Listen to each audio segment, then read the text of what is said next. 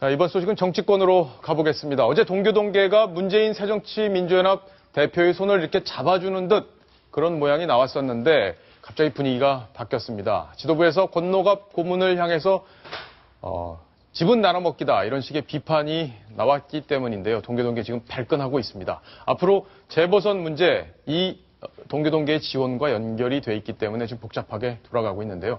천상철 차장과 함께 자세히 알아보겠습니다. 천 차장. 네. 자, 일단 권고문 쪽에서 왜 이렇게 발끈하는 건지 그죠? 네. 궁금합니다.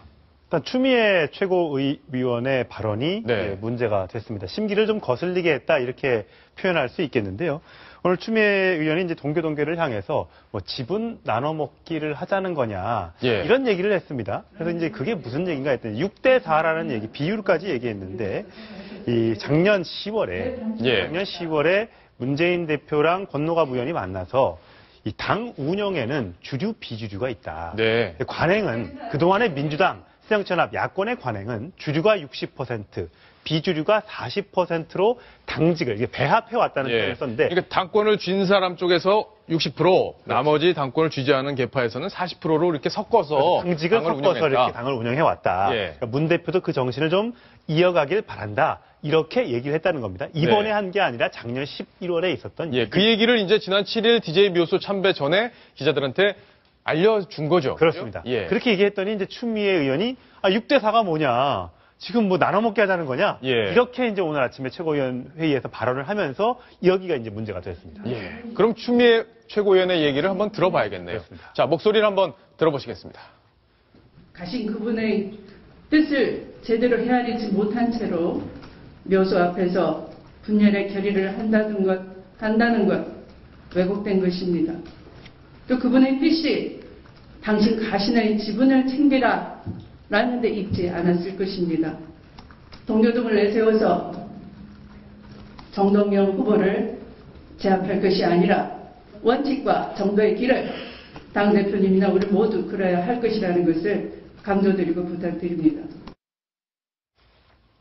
지금 얘기를 들어보면 추미애 최고위원이 약간 울먹이는 듯한 모양새가 나오네요. 네. 과거에 뭐 천신정 이러면서 정풍 뭐 이런 사건을 겪으면서 어떤 계파 청산을 해왔는데 이제 와서 저거 또 이렇게 옛날 구태로 돌아가는 건 아니냐 이제 여기에 대한 이제 억울한 감정을 표출을 한 건데 사실 동교동계 또 권노갑 80대 권노갑 상임고문 같은 경우는 또 당황하기 이를 데가 없는 게 가만히 있는데 와가지고 좀 도와주십시오 이렇게 막 뻔뿌질을 했는데 이제 와서는 좀 가만 왜 뭔 얘기를 하는 6대 4가 뭔 얘기냐 또 이러니까 권노갑 의원은 굉장히 당황했나 봐요. 오늘 점심 후에 저희 채널A 기자에게 직접 전화를 해서 그 뜻이 아닌데 이렇게 왜곡할 수가 있느냐 섭섭한 감정을 드러냈다고 합니다. 그렇군요.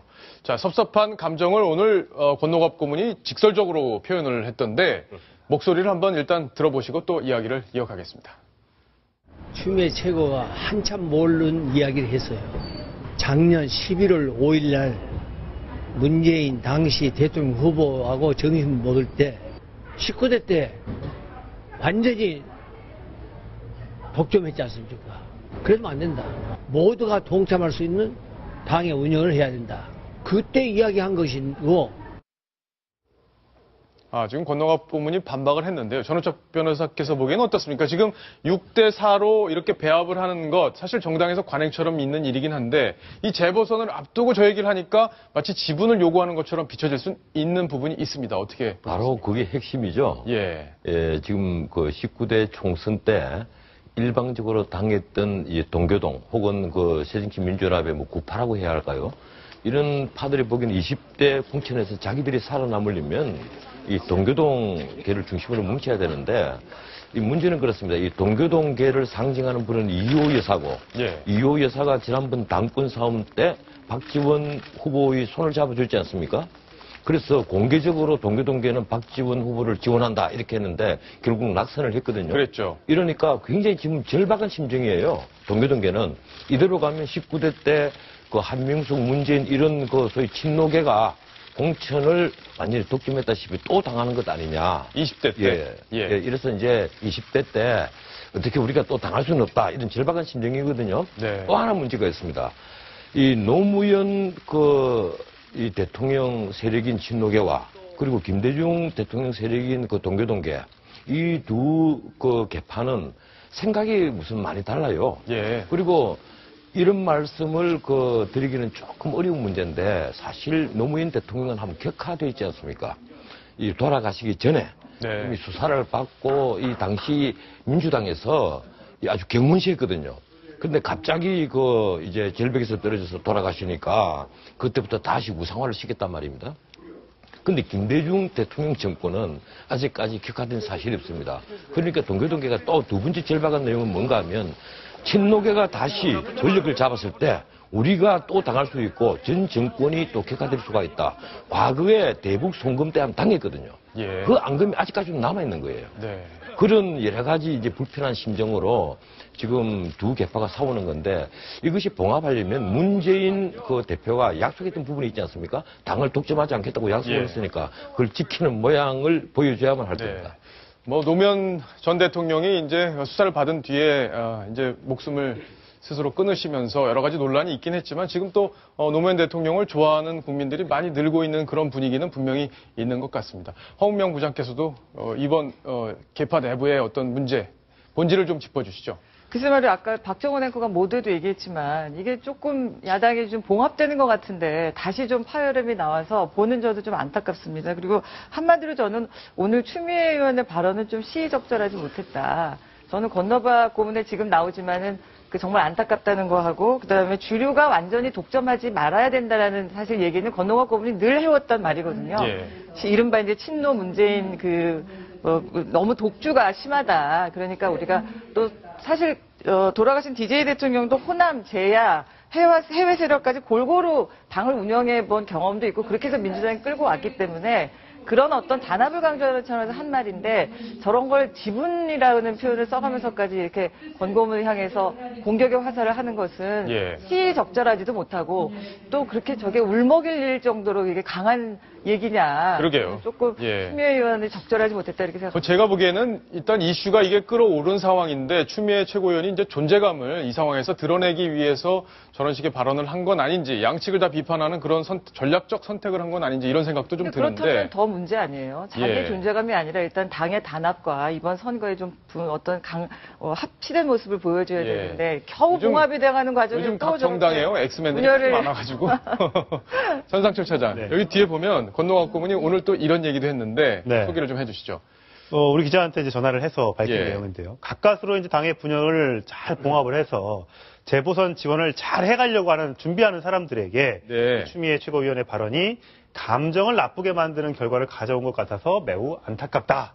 이렇게 얘기를 했습니다. 자, 근데 이 얘기는 정치적 수사입니다, 일단은. 근데 제일 중요한 건 뭐냐면 실제로 동교동계가 나서서 지원 뉴스도 할 건지 안 할 건지 그게 궁금한 거거든요. 네. 서운한 거 뭐고 당연히 서운할 수 있어요. 어떻습니까, 실제로 분위기가? 이제 하려고 했죠. 그래서 예. 이제 광주를 시작으로 이제 모레 이제 관악을에 나서서 선거 지원 유세를 하기로 했습니다. 개소식에 참여를 하려고 했는데 이게 지금 또 아이러니한 게요. 예. 관악을의 경우에는 선대위원장이 추미애 최고위원입니다. 그렇군요. 각 지역을 나눠서 이제 선대본부장을 맡겼는데 예. 하필이면 관악을이 지금 야당에서 27년 만에 뺏길지도 모르는 그 지역 관악을의 선대위원장이 추미애 최고위원이면서 그렇다면 우리가 나가는 걸 좀 하지 말아야 되는 건 아니냐? 예. 이런 분위기가 감지가 되고 있다는 거죠. 자, 그러면 추미애 최고위원 입장에서는 동교동계에 찾아가서 조금 더 이렇게 낮은 자세로 얘기를 설득을 했어야 되는 상황인데 오히려 불을 지른 그런 상황인데 동교동계가 지금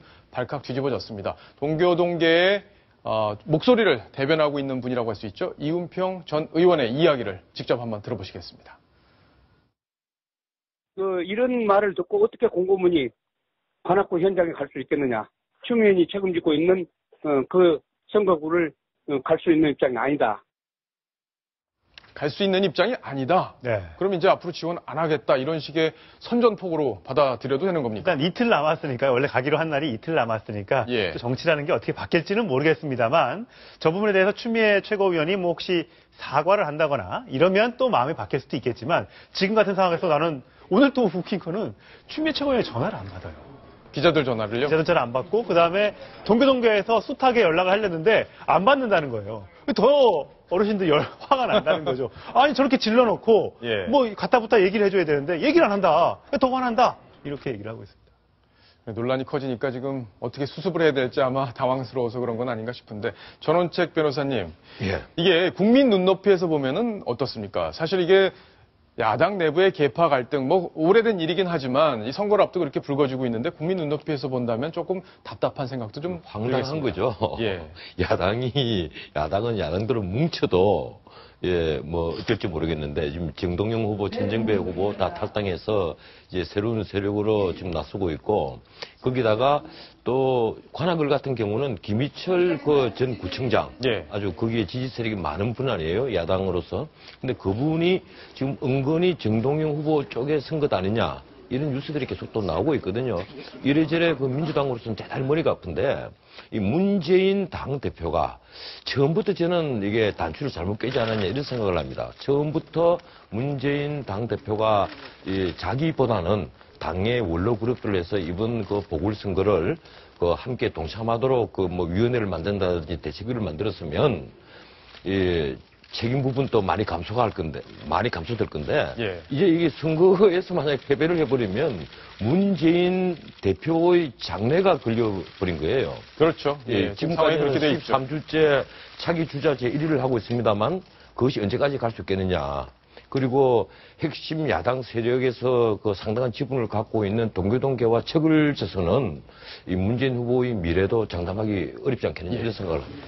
허은명 부장께서 보시기에는 지금 야당 상황 봉합이 좀 될 걸로 보십니까? 어떻습니까?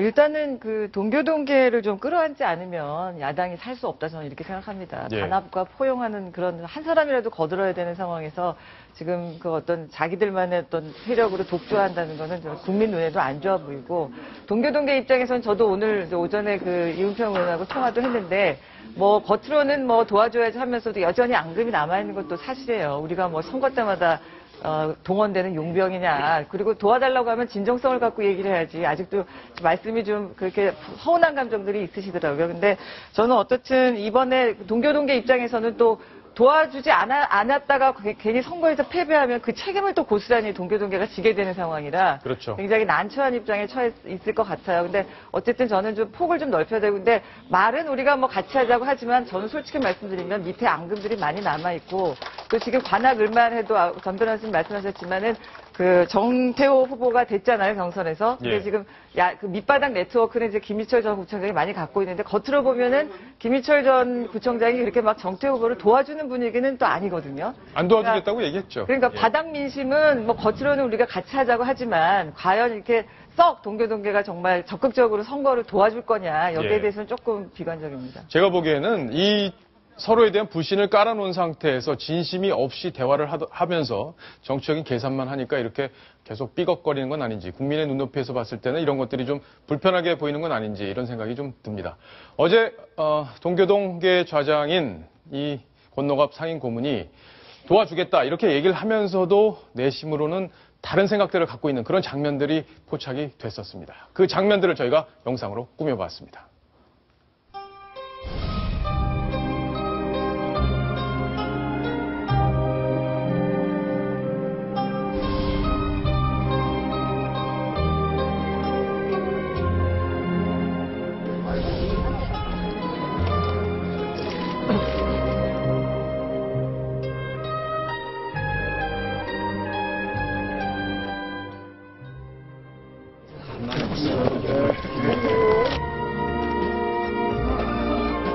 당 지도부가 그런 동참을 이끌 수 있는 노력을 많이 해야 됩니다. 그 점이 우리가 아쉽다는 것입니다.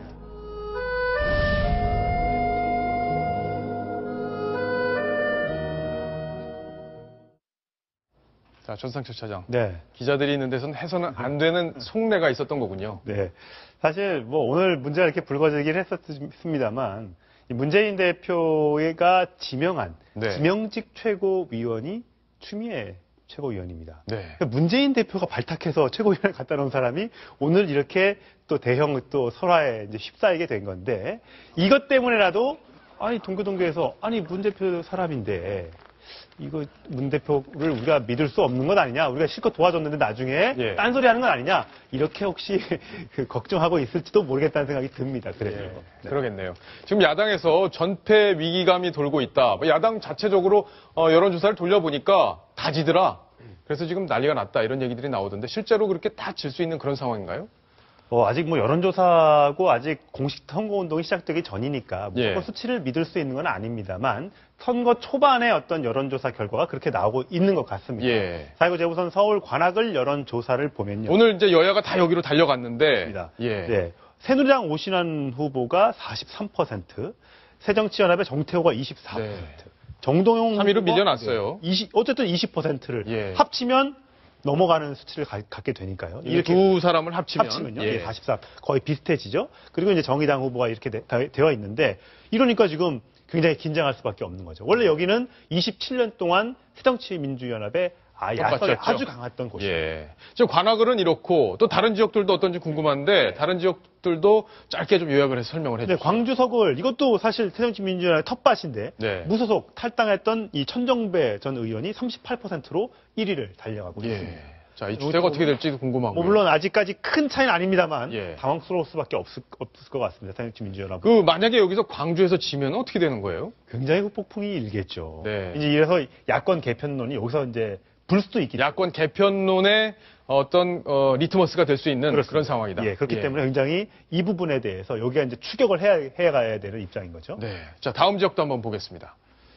자, 다음 지역은 인천서 강화을인데 분위기가 신동근 후보 쪽에서 동정표도 있고 또 지역을 오랫동안 갈고 닦았고 안상수 후보 쪽에서는 인천시장을 지냈기 때문에 인지도로 지금 싸우고 있는 상황인데 그렇습니다. 좀 격차가 있네요, 여기도. 50대 40이긴 하지만 그나마 새정치연합에선 이 지역을 예. 추격이 가능한 곳으로 보고 있습니다. 그러니까 예. 희망적으로 보고 있는 유일한 곳입니다, 사실. 유일한 곳. 네, 그렇습니다. 예. 역전이 가능하다 이렇게 보고 있습니다. 그렇군요. 네. 자, 마지막 지역 성남 궁금합니다. 성남까지 정리를 한번 해봐야겠습니다. 네, 신상진 새누리당 전 의원이 42%, 네. 정환석 새정치민주연합이 32%, 그다음에 전 통진당 의원이었던 김미 전 의원이 11%. 네. 여기도 이제 나중에 되면 이거 어떻게 합치자 이런 얘기가 나올지도 모르겠습니다. 근데 이분들이 이제 통진당 해산 결정이 문제가 있는 결정이었다는 거를 보여주겠다는 취지로 출마를 했기 때문에 그렇습니다. 아마 굽히지 않을 거다. 네. 이런 얘기들이 나오고 있죠. 그렇습니다. 하지만 이게 워낙 높은 비율을 차지하고 있기 때문에 네. 후보 입장에서는 그런 마음이 물론 당 차원에서는 안 하고. 그렇습니다. 당 차원 안 하고 후보 차원에서는 또 그런 논의가 있을지도 모르겠다는 얘기가 나오고 있습니다. 그렇군요. 자, 지금 야당에서는 전패 위기감, 새정치민주연합 위기감이 돌고 있고 문재인 대표도 이 상황을 극복하지 못한다면 재보선 이후에 큰 정치적 위기를 맞을 가능성이 높아 보입니다. 야당 지금 급박하게 돌아가고 있는데요. 저희가 속보 꼼꼼히 챙겨드리겠습니다.